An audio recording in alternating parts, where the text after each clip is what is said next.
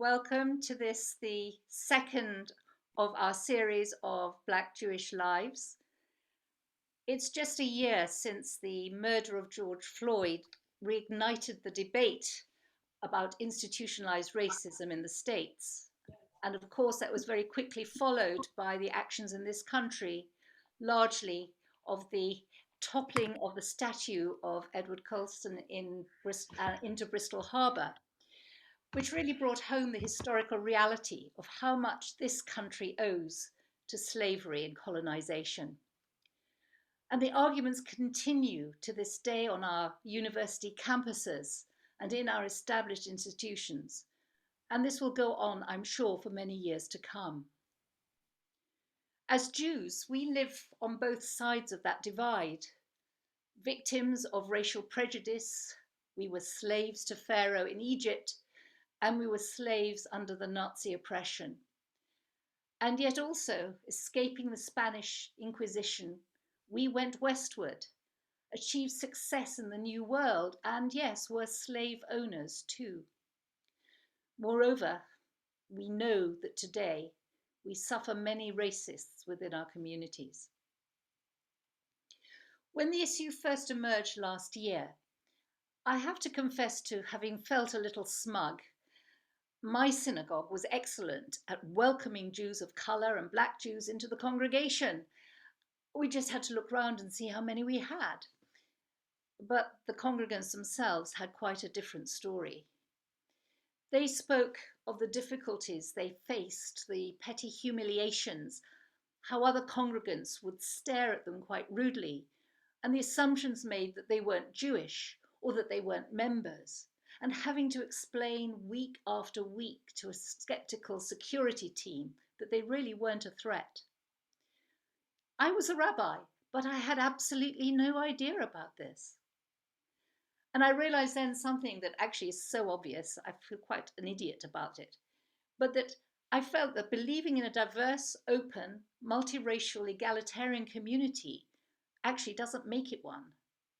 That it requires much more, an active engagement and many conversations, a detailed analysis identifying the racists and calling them out. Which is why the Board of Deputies consultation that was led by Stephen Bush was so necessary and so welcome. It has pulled the blinkers off the Jewish community.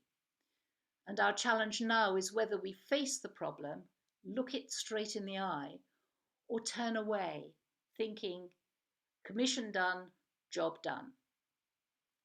Now, last week, we heard from Stephen Bush, and today we hear from Kenneth Awele Okafor, who we had promised you a panel, but sadly, Lara Monroe's grandfather died earlier today, so she's not unable to join us. And Nicola, we hope, will join us when she logs in. But we'll start with Kenneth, who I hope will take us through the issues and offer his own suggestions as to what we can do to improve the situation of Black Jews and Jews of colour in this country. I ask you please to keep yourself muted to begin with during the first part of the discussion. There will be an opportunity for many questions later on. What I'd like you to do, please, is to send them in the chat. And at the end, we will ask you to unmute yourselves and ask your question, or indeed, if you have experience yourself you want to speak about, please do that, because the more we can hear. When I say we, I realize I'm talking now for the Ashkenazi white Jews of this community. It's so easy, and I'm so aware of how easy, how it is that we assume that we are the mainstream congregation and everyone else is other. And that is certainly something that we're going to have to change. So I'd like to start first, Kenneth, by asking you, please tell us something about yourself, who you are, where you came from, how you come to be here tonight. Thank you, Rabbi Sybil. Basically, my first way of introduction to Judaism was through my heritage. I'm British born. I was born and raised in the UK, but my parents are from Nigeria. My parents are from the Igbo tribe, which are based in Southeast Nigeria. Um, you know, as I was growing up, I've always heard stories about the Igbos have this special connection with the tribe of Israel. So I was hearing a lot of stories about similarities with the Igbo, the similarities between the Igbos and Jewish people in terms of traditions, customs, as well as industrial work. Um, so if you go back to the 1960s, when Nigeria was formed, it seems like what happened during the Civil War in the 1967 to 1970 with Biafra, the Igbos were labeled as the Jews of Africa.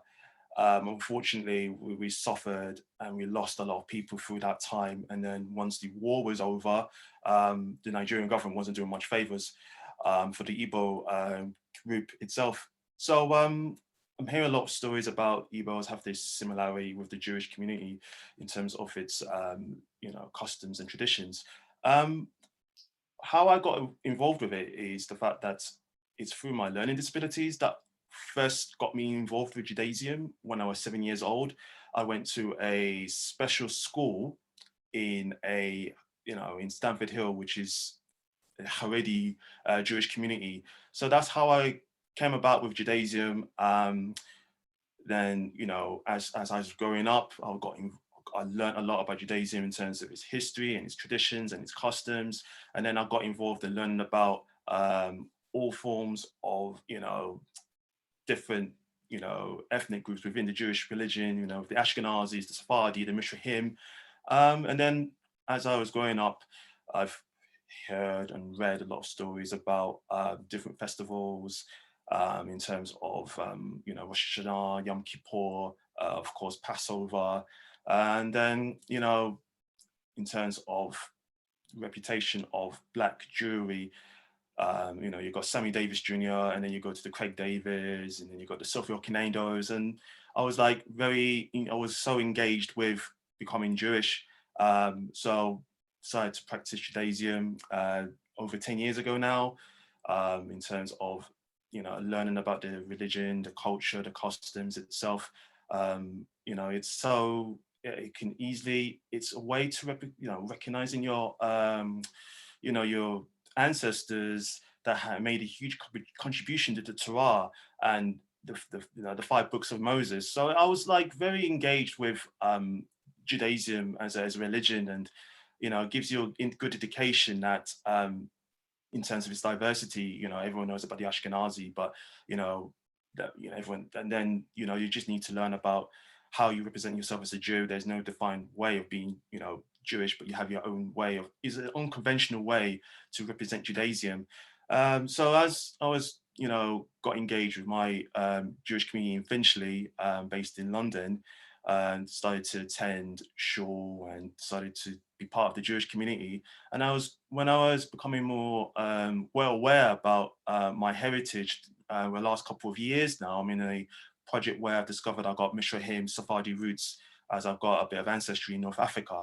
So I got involved with meeting with different people, through a website called My Heritage, and discovered that I've got a bit of Berber Amazigh heritage, Mandinka, Ashanti heritage as well. So I've realized that a lot of assimilation, within North Africa and West Africa. So that's where I got to be well aware that there's a huge diversity within Judaism itself. And I wanted to present that within the British Black Jewish community. So it's very important just to, the reason why I'm here tonight is to present myself and other, Black Jews with Afro-Caribbean heritage, just to say that we do exist. We want to make a huge contribution to the British Jewish community of ways of representing ourselves, not only for the current generation, and the other generation, we've got the younger generation as well. We want to pass that reputation to the next generation itself. Thank you. You say, there's no defined way of being Jewish. I mean, you're absolutely right. But we do make the assumption, certainly in this country, perhaps not that we're all Ashkenazi, but certainly that we are all white. Um, did you encounter problems when you first approached the synagogue? Were there questions made, queries made about your heritage? Yeah, there were like I've visited Orthodox, Masorti, Reform, liberal synagogues, and there were a lot of questions about people start to ask, oh, I didn't realize there's a Jewish heritage within West Africa, especially among the Igbo. There are times I get a lot of frustration when I have to explain the connections with the Igbo tribe and other ethnic tribes within West Africa that could trace to the tribe of Israel. So there's a lot of times where you have to explain the what how this come about. Everyone knows about the Jews of Ethiopia, of course, Operation Moses and Operation Solomon in the early 1990s. But it is becoming like, you know, I assume that there were like people would know about the Igbo tribe after what happened with Biafra. So there were times like you have to explain like, oh, how does this Jewish connection comes about with the Igbo? And it is very long-winded, and there's a lot of stories about the fact that the state of Israel did some research and investigations about any customs, artifacts within Southeast Nigeria, and there were some results, but not very convincing. But there are, they're not recognized. There is a Jewish community in Nigeria. There's an Igbo Jewish community in Nigeria, but it's like the similarities. They're not very convinced about it. But there are some historians, Igbo historians, and people trying to have that ongoing work in progress to see if there is any Jewish heritage. But however, there are some people that know about the connections between the Igbos and the Jewish community. For example, I used to be a member of Finchley Reformed Synagogue, and Rabbi Jeffrey Newman, who did some work with Igbos during the Civil War, he was giving some kind of awareness what's going on in Biafra in the 1960s. So not only Rabbi Jeffrey Newman, but there are other rabbis that know that there are some kind of you know presence of Igbos, not only in the Igbos but other African Jewish communities. So there people, in the UK, there's some rabbis that know, sometimes rabbis don't know, but it's all about recommending resources and information that would enable them to learn, okay, there's a emerging Jewish communities not only in Nigeria but in Ghana, Zimbabwe, Uganda, South Africa. Those are the collection of Jewish communities are quite emerging because they can easily connect with those heritage and based on the New Old Testament itself. So yeah, it depends who you are connected with and ways of presenting your information to people that would actually respect your heritage. Yes, because I'm very aware, I was growing up, learning in Hader that there were two types of Jew, Sephardi and Ashkenazi. It was only when I went to Israel as a teenager that I came across the idea of Mizrahi as being different from a Sephardi, because I kind of just lumped them all together. And of course, even within Europe, there are lots of others. There's the Italians have their own sort of independent identity.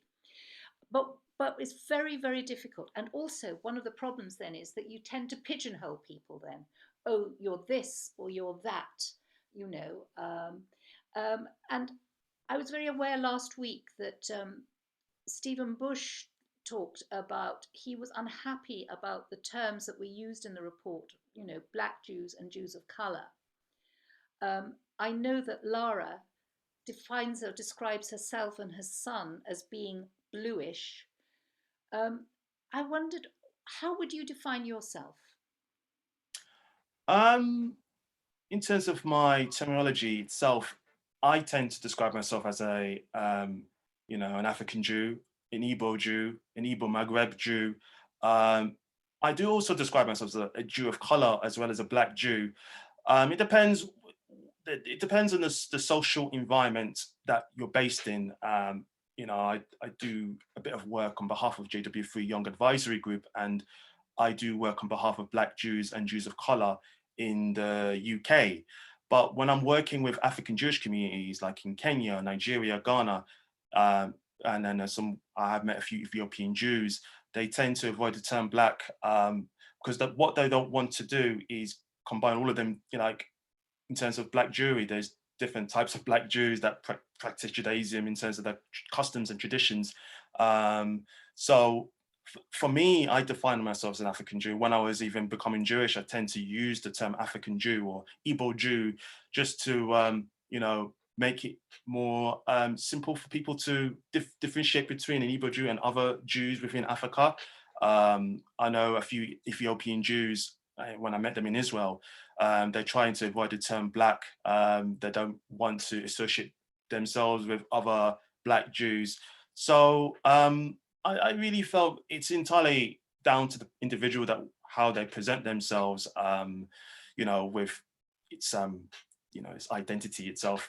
But I personally believe that the African context, and because I don't want to annoy, I don't want to bring that Western ideology to Africa, saying that, oh, you're a black Jew, but I don't want to put that emphasis on them. If they are happy to describe them as an Ethiopian Jew or a Kenyan Jew or Ugandan Jew, that's fine with them. I think what we do need to put an emphasis on is the fact that there are different types of black Jews across the world. Also, as well, if you look into the fact that you've got the Black Hebrew Israelites, because when you refer to black Jew, if you look at the black community in the UK, they tend to put the black Jew with the black Hebrew Israelite, which is not the case. So with me, so that's another thing that I got a bit frustrated with the term black Jew. It's fine with me in terms of the social context, but in terms of putting yourself with other, black people who practice Hebrew Israelite philosophy, then that could be an issue because the black Jews in the UK are halachically Jewish through conversion or through their mothers.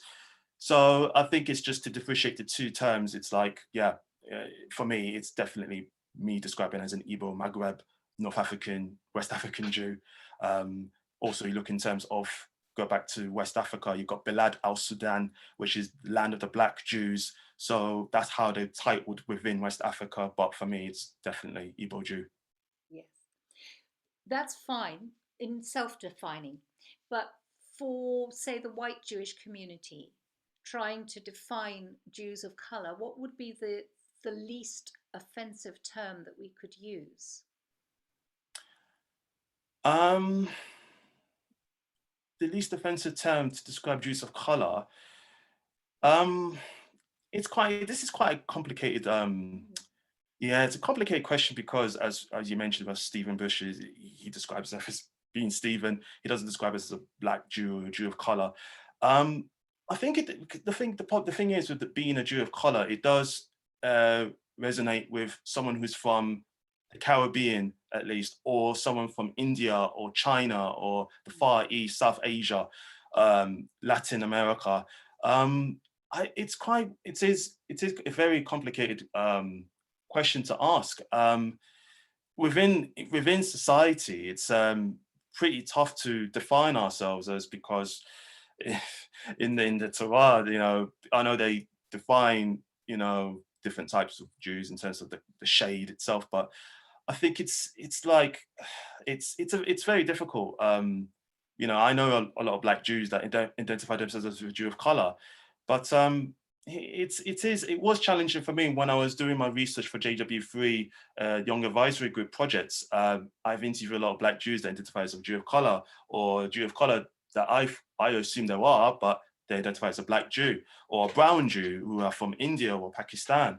Um, it's very tough. It's so hard to define. It's like, once again, you have to revert back to the society context of describing people based on your skin color, which is very unfortunate, because within Judaism, everyone is one. Black or white. It doesn't matter who you are. You're just you're just Jewish or you're Jew. So that's how I see it. That probably is absolutely right, that we should stop defining and simply say Jewish. Mm. But then it does lead on to another question, which again, not wanting to give offense. Very often when I have met black Jews or Jews of color, but I would do this to any Jew I meet, I would say, oh, where are you from? Or where is your family from? Because we're all from somewhere else. But I wonder whether that has a different resonance for somebody, who is black or a Jew of color, that it has kind of those sort of imperialist overtones as suggesting, oh, you're not really from here, which is not the intention, but I think can come over like that. Is this something one shouldn't ask? Um, well, it really depends how intrigued, how engaged you are with the person. Like, for me, with like for example, within my own Jewish community, I thought I met a Jew of color. I thought she's from the Jews of of China, like the Kafang Jews, but she's really a convert. So it's quite difficult to make assumptions of people based where they're from. But I think it's a way to engage, with different people, and asking a question where you're from. It's like a way to, you know, give you an idea, like, oh, I didn't know you were from this particular country or this particular tribe or ethnic group within Judaism.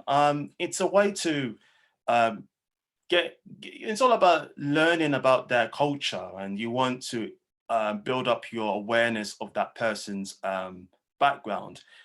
So I think it is like people may not like it. People don't like to be questioned based on where they're from.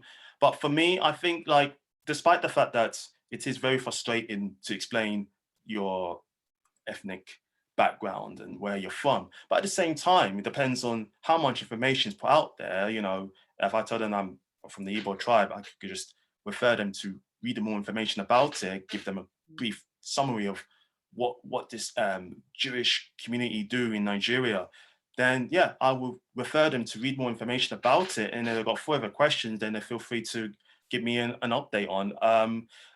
Sometimes when someone asks, "Oh, I didn't realize there's a Jewish community in Jamaica," then once again, it's like based upon which Jewish community you belong to.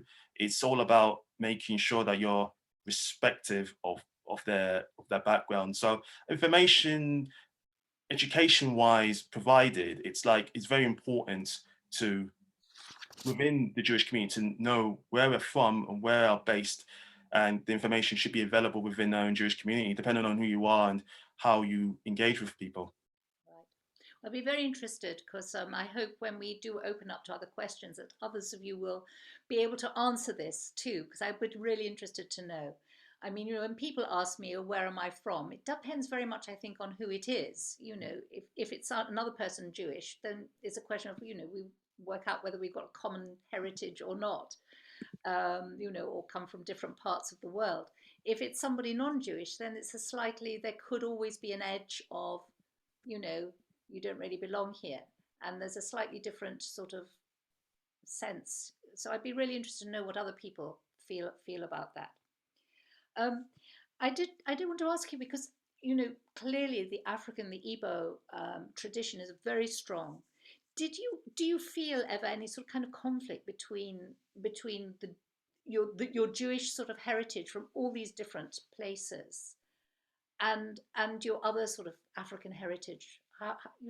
Is there a conflict there, or how do you resolve the fact that you're these many different cultural traditions? Um, yeah, it's sometimes it is they do complement each other in some way. If you go to read about in terms of the relationship between the Jewish communities and African Jewish communities, it seems like the Igbos are quite strong in that element. But for me, like there's no conflict. It's just like okay, say like the Igbo community in not only in West Africa but also the US and the UK. Some of them, denounce that the Igbos are similar to the Jews, whereas another group of Igbos believe that the Igbos are from Israel. So for me, like, I do have that, based on my heritage research, is like there is Jewish assimilation within North Africa and West Africa within the Igbo and the Maghreb community. It just depends on, how you define yourself in terms of the information, because when you talk to people about the Igbos itself, if they're from Israel, if they have some kind of connections with Israel, people get a bit skeptical about it. So it is a very challenging aspect. There is a Igbo history that is based on non-Jewish connections. It has its own philosophy called Omenana, which is like has its own philosophy, but also it does have some elements from the Torah. So there's some connections between the two. So I tend to have one section of the Torah, one section of Omen and Ah, then I can actually work well with Igbos who are not Jewish. Then you have Igbo Christians, you have Igbo Muslims, you have Igbo Hindus, you have Igbo atheists and traditionalists. It's all about making sure there's a social cohesion where, these communities can work together. So I'm, with it doesn't, I can easily relate to it, but for me, in terms of how I work around it, I just tend to look into sort of based on my Jewish heritage and based on my Igbo heritage. So they do complement some parts of it. I know there's a lot of research online, from scholars and historians. They're trying to see the similarities between the Igbo language and the Hebrew language. So, I pay respect to it, but, if people disagree with Tentu, should respect people's beliefs based on if they believe they're from Israel, then you should respect their beliefs. If not, it's like people have own ways of believing, God, Hashem. We have a Igbo god called Chokwu Abia. So it depends who you are and how you define those two terms. But it's all about respecting other people's beliefs, really, within the Igbo culture.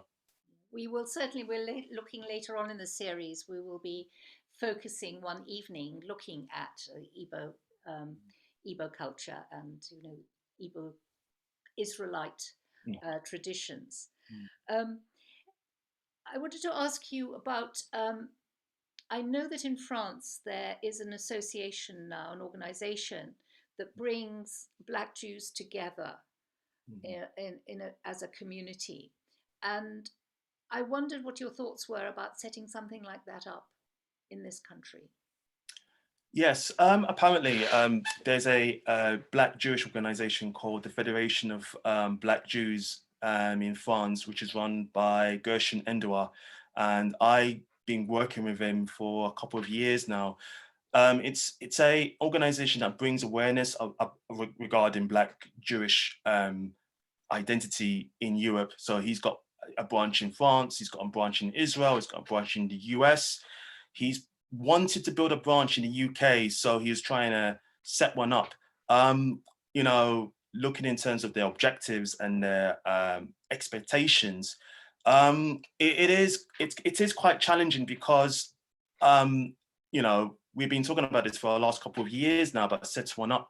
My main concern, and not only myself but other Black Jews, and it's like we don't want to segregate ourselves from the Jewish community. We don't want to create people. I have spoken to some Black Jews who wanted to create their own synagogue, Black Jewish space to make them feel comfortable. Some don't want to do it. They really want to integrate within the Jewish community. For doing some kind of organization could have some kind of potential where it could be a center where they can learn all types of Black Jewry from the African countries and the Caribbean countries.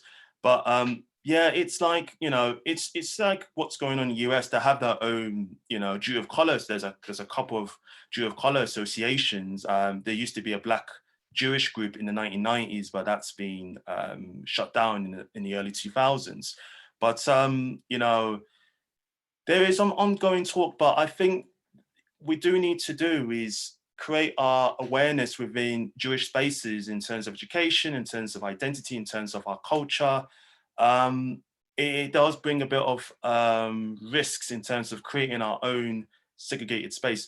I'm involved in different WhatsApp groups that are Black and Jewish groups in private groups.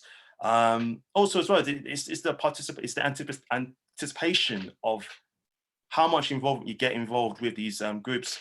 So it is a challenge. It's very challenging to bring that forward because we don't want to do what Christianity is. Well, Christianity mostly you have Black churches, which creates their own Black church in terms of the Pentecostals. But I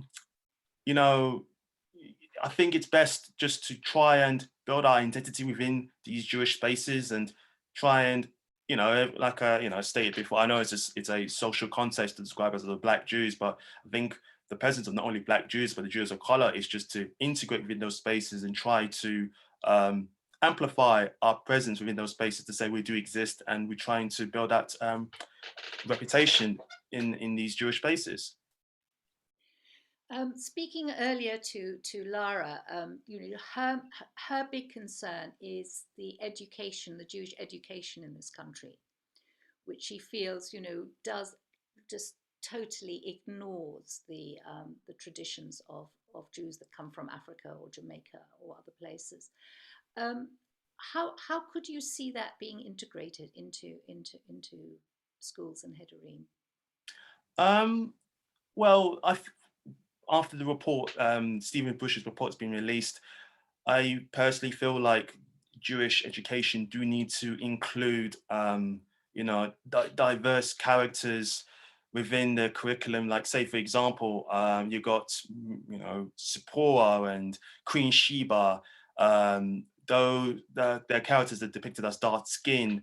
There's a lot of controversy regarding how Moses and Pharaoh have been portrayed in books. Like, Pharaoh's portrayed as a black person and Moses is portrayed as a white person.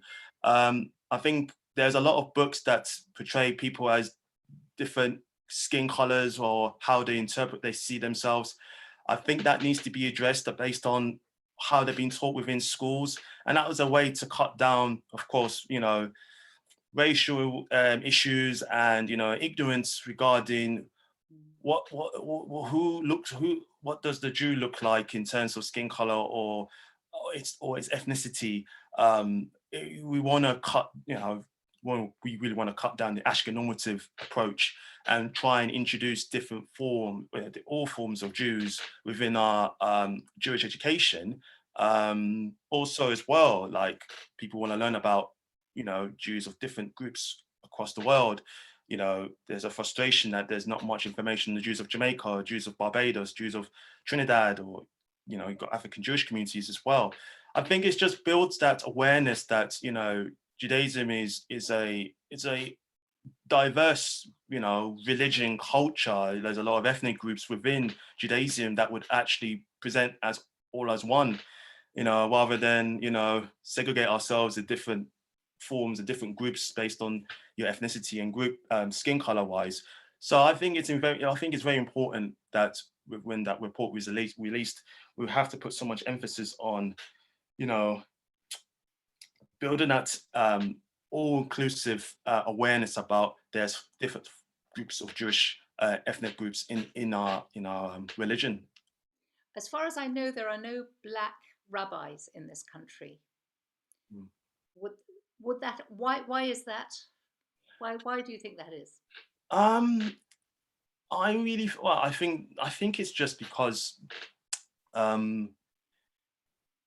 one of the reasons why there's no black rabbis in the UK is partially down to, I think it's the way the system is set up based on education and where you're based at. Of course, the only black rabbi I know is Sias Rishon from the US. But I personally felt like one of the main issues maybe, from my assumption, my interpretation is based on social class. I know the first generation Jews were brought up as working class, and they are still a working class Jewish community.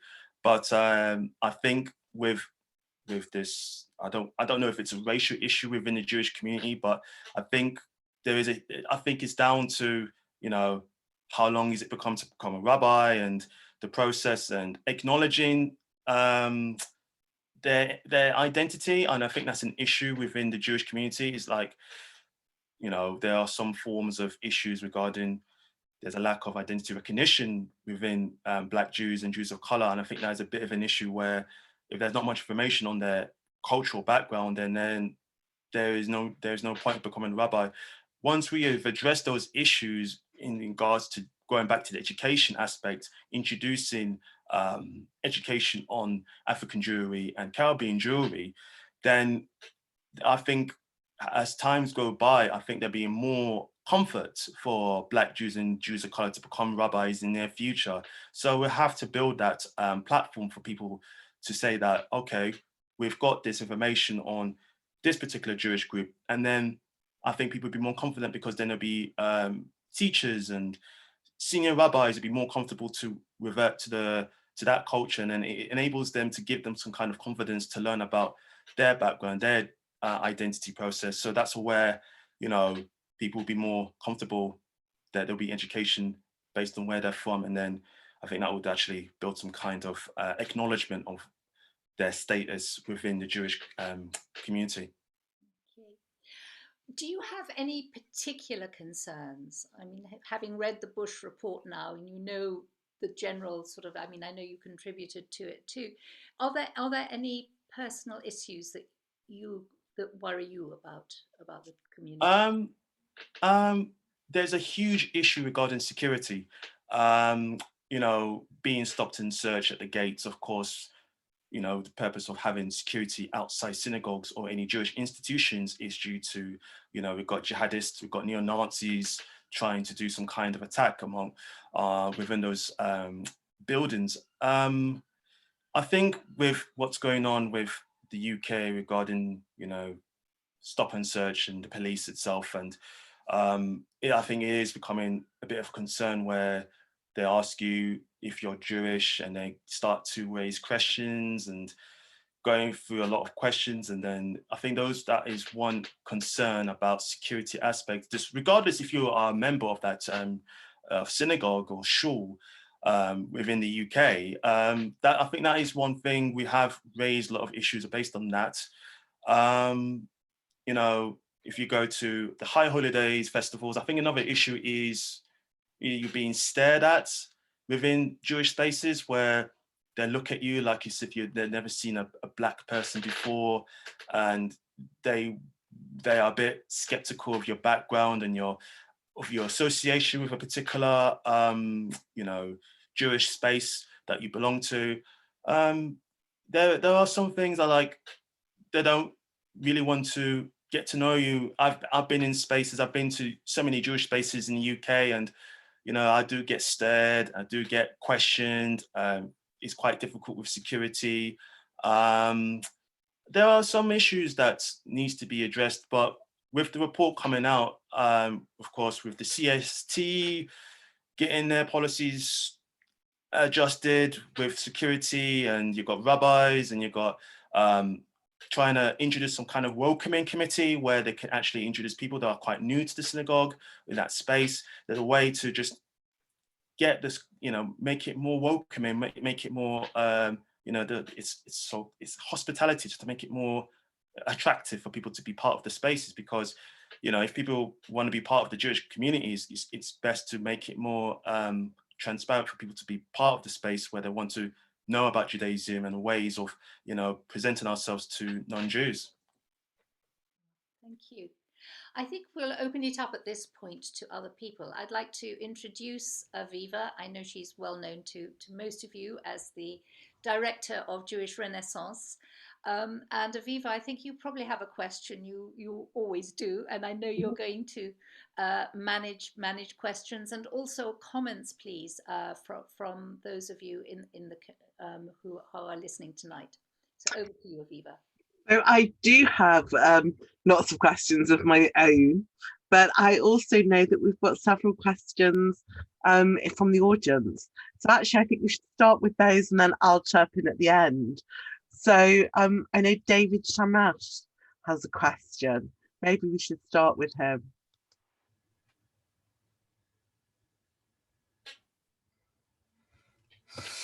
Emma, would you be able to bring up David? When you were in Nigeria, did you practice the kind of Judaism practiced in the West? Is Igbo Jewish Judaism the same as in the West?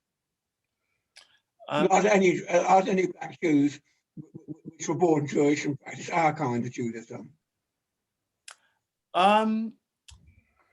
Within the Jewish communities in Nigeria, the Igbos, there are currently, there is a lot. I can't remember the population that are practicing. The thing is with the Igbo Jewish community, there's like people who are halakhically Jewish, some predominantly Orthodox, but there are a practicing number. I can't remember the percentage. It's quite a small minority of halakhically practicing Igbo Jews. And then there's another group that are actually quite associated with the Hebrew Israelite Igbo practice. And then you've got the Igbo Shabbatarians as well. So there's like Igbos within Southeast Nigeria that practice some form of Judaism, but there's different elements to it. But I'm quite close because I'm halachically Jewish. So basically meaning I do work with those halachically Jewish communities that would want to embrace with Judaism. Most of them are converts. Some of them are based in Israel. There's a very strong presence of Igbo Jewish community in Israel. It is like predominantly what happens is that they embrace, okay, most of the Igbos are predominantly Christians. So if they want to become Jewish, there's a transitional progress, or the period itself. If you're going from Christianity and then you go to Messianic Judaism, where they still believe Jesus as the Son of God, and then it takes like a couple of months and years to denounce Jesus or Yeshua, and then they become, proper Jewish religion and based on practicing Judaism. So there's some kind of, it takes for that time for them to denounce that Christianity elements in their beliefs. So it does take some time to do it. Hope that answers your question. And we have Malka Shabtai, who'd also like to ask some questions about the Igbo in Nigeria. Malka. Thank you. Hi, good evening. You can tell from my accent that I'm not British, I'm an Israeli. And you will hear more from me in the next sessions. Well, I have two questions. One, yes, I'm very much aware of the diversity within the Igbo. So you said that, and it's important to emphasize because there are many different people and organizations that are currently involved with the Igbo in Nigeria that make a big diversity within the Igbos. And it's exactly as we talk about Jews. Jews are not one kind of a Jew. Igbos are not even one kind of Jews on their terms. So my question is, taking you out of England, what is your personal formal status by the Israeli authorities? Can you make Aliyah? Are children of your community have the rights to participate in all the Jewish good gifts like Taglit, Masa, and other programs? What is your formal status? My status regarding the Igbos and its relationship with, are you referring to the state of Israel? Yes, of course. Okay. Yes. There are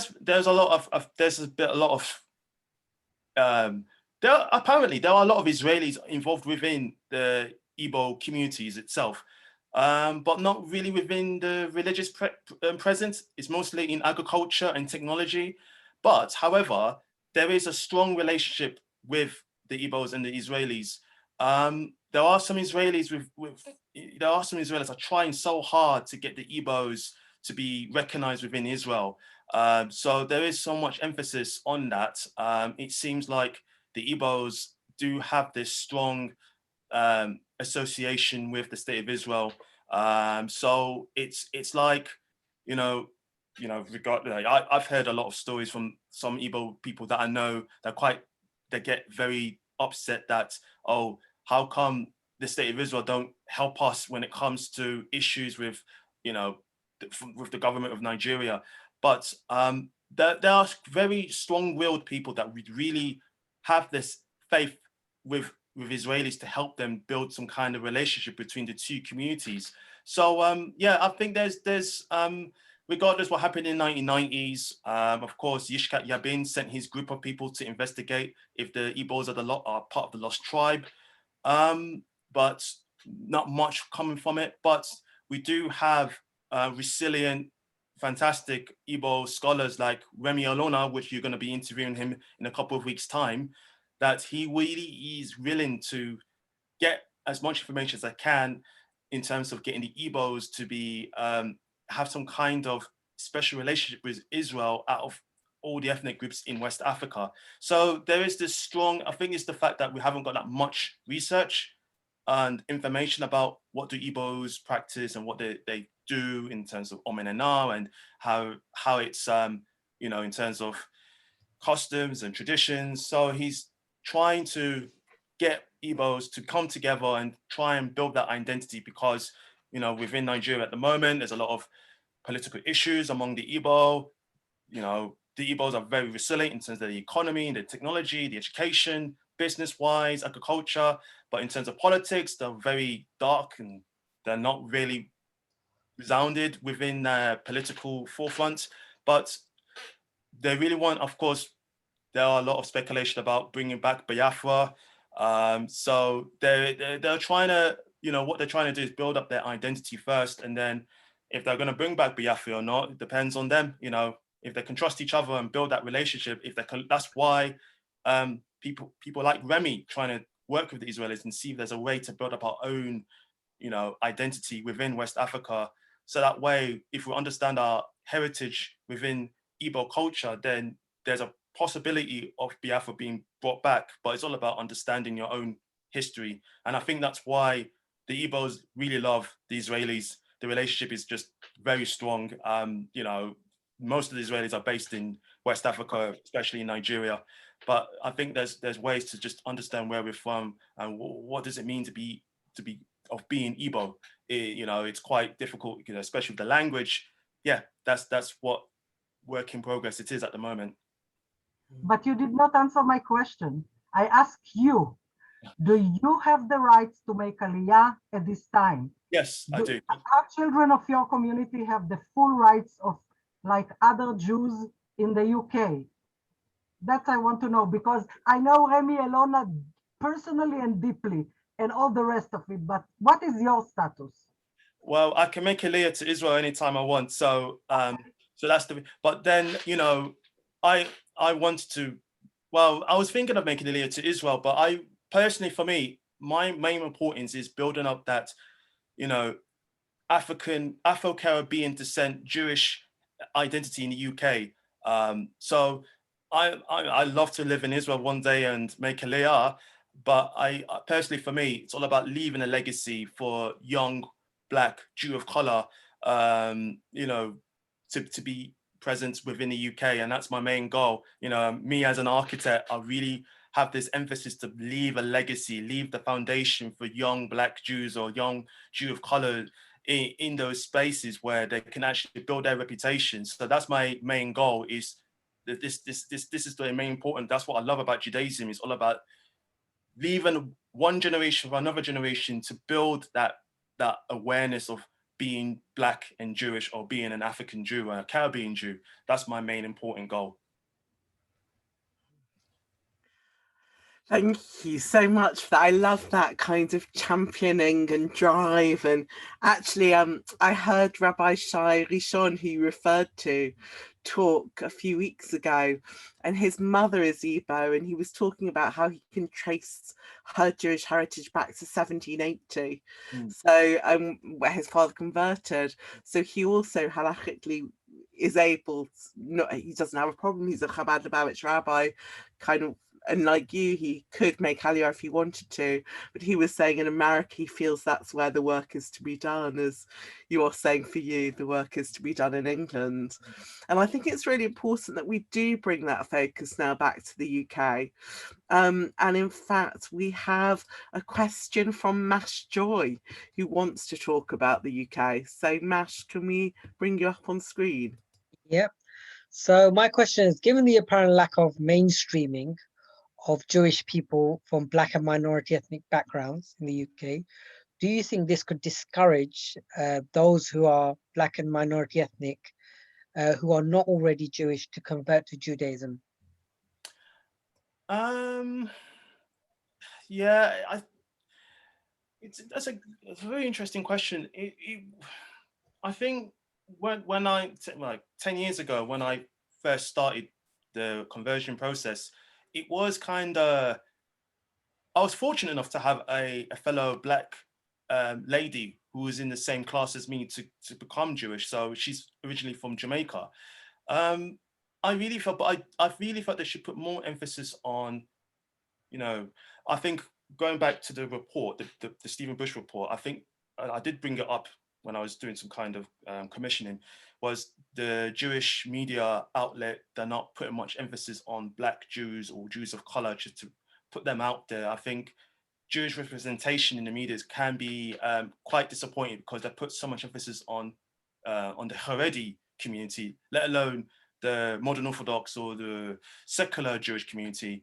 I really felt there should be more emphasis on storytelling in terms of, I know people don't want to share their journey of becoming Jewish, but I really felt like if we can have some kind of platform where people can actually see that, oh, there are, you know, Black people are becoming Jewish, or even South Asians are becoming Jewish. I think we do need that awareness put on hold to the, I don't want to use this term, BAME community. I'm working in progress with the Black community regarding Black Jews. I'm doing some projects to represent ourselves in those spaces.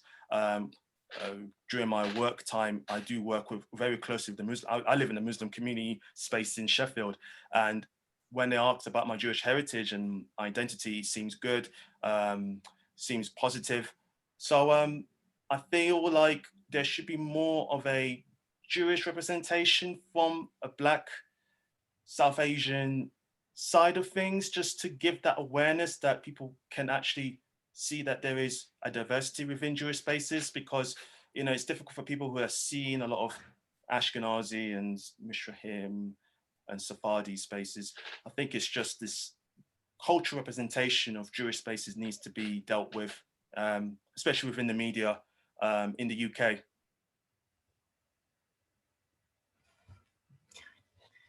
Thank you. Talking about the media, I know there are quite a few mixed race or Black Jews I've talked to who feel that they're always being expected to translate, as in they're always being expected to talk to the white Ashkenormative Jewish community about what it's like to be Black, and to the Black community about what it's like to be Jewish. Do you see that as a pressure or a privilege or both, or are there issues you find in those conversations?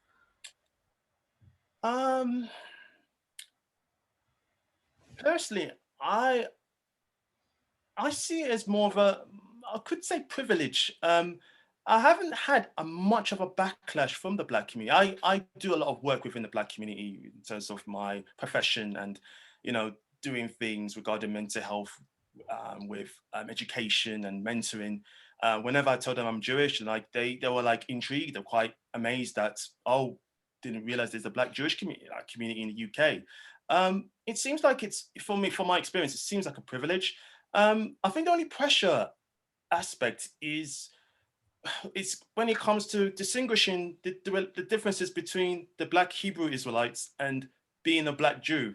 And I think every time I bring up my Jewish, there'll be some times where I don't get a backlash. I just have to explain the differences between the two. And I think it's like, that's the main challenge aspects of being a Black Jew in that Black community space, where they always like put that space where, okay, oh yeah, oh, Black Jew, I assume you're a Black Hebrew Israelite, which is not the case. So there's a process where I have to take that, narrative where, there's a huge difference between the two sets of groups. I have a lot of Black Hebrew Israelite friends. I get along with them pretty well. So it is like the pressure itself is the time itself. You put so much time and effort just to explain to your fellow Black people in those spaces where, yeah, you have to distinguish the differences between being Black and Jewish and being a Black Hebrew Israelite. So it's like, it's a huge difference. You can see it between the two platforms. We have Black Jews who are, ultra Orthodox as well. So we have that in our setting. It's just that I really felt like, once again, it's all about the media representation in those spaces. I'm hopeful with my future project is doing some kind of photography project that would represent Black British Jews in those spaces, where that could actually put emphasis that we do exist. Because I've heard a lot of stories, I've heard a lot of Black Jews in the last year or so that they find it so hard to present their Jewish identity in those Black spaces, because of course there could be there is some kind of anti-Semitism. Of course, we heard what happened with Wiley last summer, so it's quite challenging. But I think if we can actually find the right people to associate ourselves with within the Black community spaces, in terms of its diversity, in terms of explaining that we have Jewish identity and heritage, then there is a way to present ourselves to those people that could actually help us fight against anti-Semitism in the Black community spaces. So yeah, it does take some time, but if we can identify the right people within those spaces, and I think that could be the stepping stone for people who are Black and Jewish, because I've worked with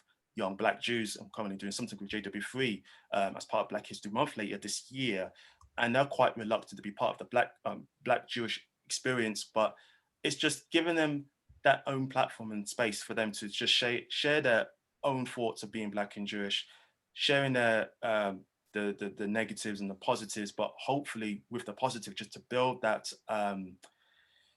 this awareness of who you are and how happy you are, because being a Black Jew could be many forms and ways of expressing yourself. So it feels like they can be protected in our spaces. So there's something that we can do about it.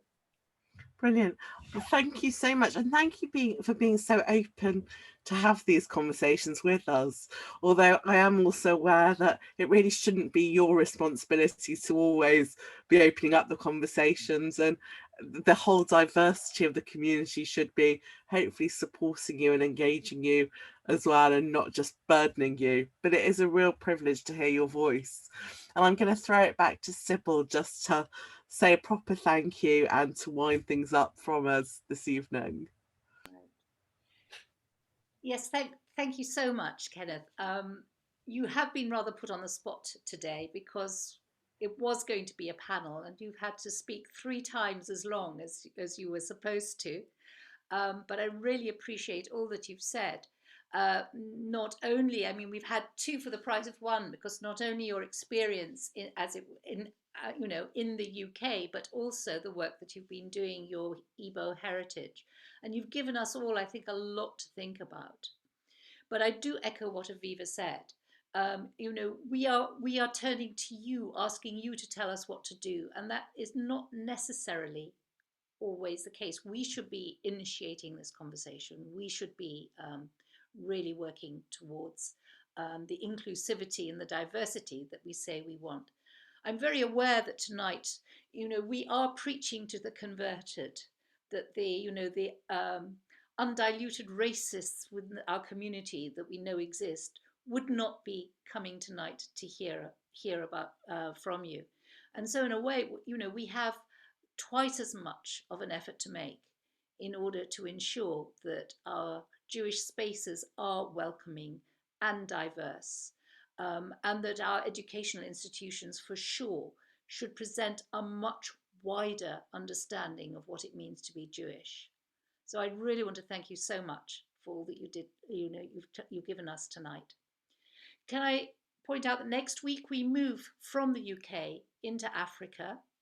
We have coming up 2 Ethiopian communities. Again, we talked about the diversity, just as the Igbo are so different and with different communities and practices.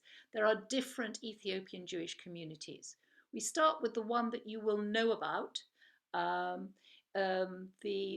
those that came to Israel on the famous operations Moses and Solomon, their relatives who are still left behind in Ethiopia. And then we follow on from there to a different community within Ethiopia, the Bal-Edge, with Malka Shabtai, who spoke earlier, who has done a lot of work with this community, will be leading us and interviewing members of that community. And then we move from there to the Lemba in Zimbabwe, and then to the Igbo in Nigeria, and then finally to the Abayudaya in Uganda. So never again will we be able to say that there are only Jews in Europe and America and Israel, and no more can we say that Jews are white. Thank you very much for joining us. On behalf of Jewish Renaissance and the Lyons Learning Project, I hope you've enjoyed this evening, and I look forward to seeing you next week. Good night.